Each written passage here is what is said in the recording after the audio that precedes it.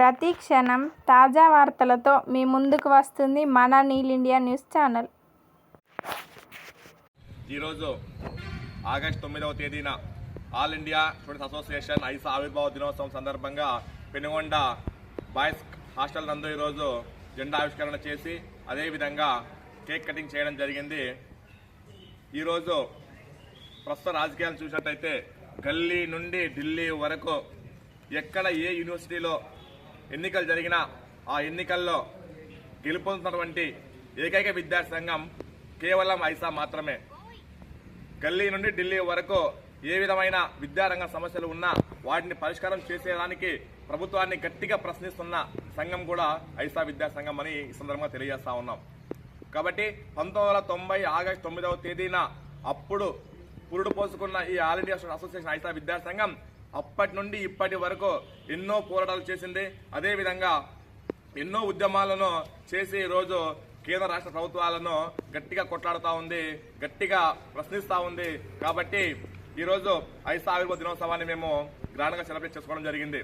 అదేవిధంగా మున్ముందు కూడా ఈ రాష్ట్రంలో ఎక్కడ ఏ విద్యారంగ సమస్యల్లో ఉన్నా కూడా వాటిని పరిష్కారం చేసేదానికి ఆ సమంజసంగా ముందుకు వెళ్ళడానికి ఈరోజు ఐసా ముందుంటా ఉంది. కాబట్టి ఈరోజు ఎక్కడ చూసినా ఐసా విద్యా సంఘంలోనికి అనేక మంది విద్యార్థులు ఈరోజు మూకుమ్మడిగా రావడం జరుగుతూ ఉంది. అదేవిధంగా ఎక్కడ ఏ సమస్య ఉన్నా కూడా ఆ సమస్యను పరిష్కారం చేసేదానికి ఈ ప్రభుత్వాన్ని గొంతెత్తి నిలదీస్తూ ఉంది.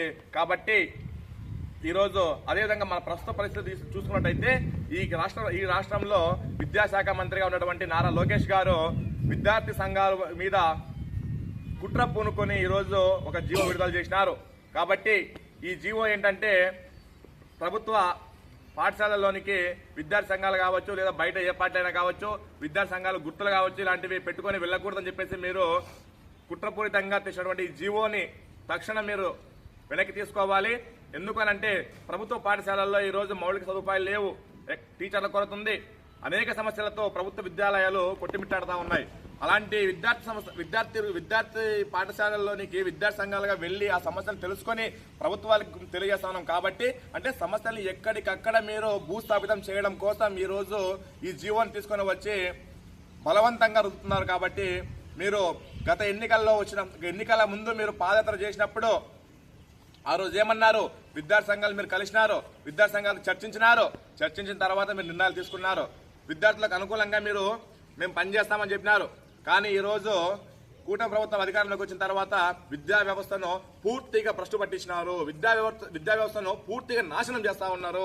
మీరు విద్యాశాఖ మంత్రి అయిన తర్వాత ఈ రాష్ట్రంలో విద్యా వ్యవస్థ అనేది పూర్తిగా నిర్వీర్యం అయిపోతా ఉంది. కాబట్టి మీకు ఒకటి హెచ్చరిస్తా ఉన్నాం, విద్యా వ్యవస్థ మీద మీకు ఏ మాత్రం చిత్తశుద్ధి ఉన్నా కూడా ప్రైవేట్ కార్పొరేట్ విద్యా వ్యవస్థను వారికి కట్టబెట్టుకోకుండా ఈరోజు విద్యా వ్యవస్థను సక్రమైన పద్ధతిలో నడిపించి ప్రభుత్వ విద్యను కాపాడాలని చెప్పేసి మిమ్మల్ని కోరుతా ఉన్నాం. అదేవిధంగా ప్రైవేట్ కార్పొరేట్ విద్యా సంస్థ చేస్తున్నటువంటి విద్యా దోపిడీని అనేక ఫీజుల పేరుతో ఈరోజు పాఠ్య పుస్తకాలు అమ్ముతున్నారు. అదేవిధంగా ప్రతి ఒక్కటి అమ్ముతా ఉన్నారు. ప్రతి ఒక్కటి కార్పొరేట్ విద్యా వ్యవస్థలో విద్యార్థుల తల్లిదండ్రులతో ఈరోజు వాళ్ళ రక్తాన్ని జలగల్లాగా తాగుతున్న పరిస్థితి మనం చూస్తా ఉన్నాం. కాబట్టి మీరు ఏదైనా ఉంటే ప్రభుత్వ పాఠశాలల్లోకి వెళ్లి విద్యార్థి సంఘాల మీద కాదు, కార్పొరేట్ విద్యా సంస్థల మీద మీరు ఉక్కుపాదం మోపాలని చెప్పేసి మీకు తెలియజేస్తా ఉన్నాం. అంతేకాని విద్యార్థి సంఘాల మీద మీరు నిషేధాలు విధిస్తే ఈ రోజు విద్యార్థి సంఘాలుగా విద్యార్థి నాయకులకు వాళ్ళ రాజకీయ భవిష్యత్తులో వచ్చే రాజకీయ నాయకుల మీద మీరు ఉక్కుపాదం మోపుతా ఉన్నారు అనే విషయాన్ని మీరు గుర్తుంచుకోవాలా. విద్యార్థులు రాజకీయంగా ఎదగకోకుండా వాళ్ళని ఎక్కడికక్కడ ఓన్లీ కేవలం పాఠ్య పుస్తకాలకు మాత్రం పరిమితం చేయాలనే ఉద్దేశంతో మీరు ఈరోజు ఈ జీవోని తీసుకొచ్చినారు. కాబట్టి ఈ జీవోని తక్షణం మీరు వెనక్కి తీసుకుని విద్యార్థి సంఘాలకు వెసులుబాటు కల్పించాలని చెప్పేసి తెలియజేస్తున్నాం. లేని పక్షాన రాష్ట్ర వ్యాప్తంగా పెద్ద ఎత్తున ఐసా ఆధ్వర్యంలో ఉద్యమానికి శ్రీకారం చుడతాం, మీకు గోరి కడతామని చెప్పేసి తెలియజేస్తా ఉన్నాం. నారా లోకేష్ గారు మీరు బాగా గుర్తుపెట్టుకోండి, ఈ జీవోని తక్షణం మీరు వెనక్కి తీసుకోవాలి. లేని పక్షాన పెద్ద ఎత్తున కలిసి వచ్చే విద్యార్థి సంఘాలు కావచ్చు లేదా ఐసా విద్యార్థి సంఘంగా కావచ్చు ఎక్కడికెక్కడ మీకు బుద్ధి చెప్తామని తెలియజేస్తా ఉన్నాం. వచ్చే ఎన్నికల్లో మీకు ఖచ్చితంగా బుద్ధి చెప్తామని ఈ రోజు ఐసా ఆవిర్భావ దినోత్సవం సందర్భంగా మీకు గట్టిగా హెచ్చరిస్తా ఉన్నాం.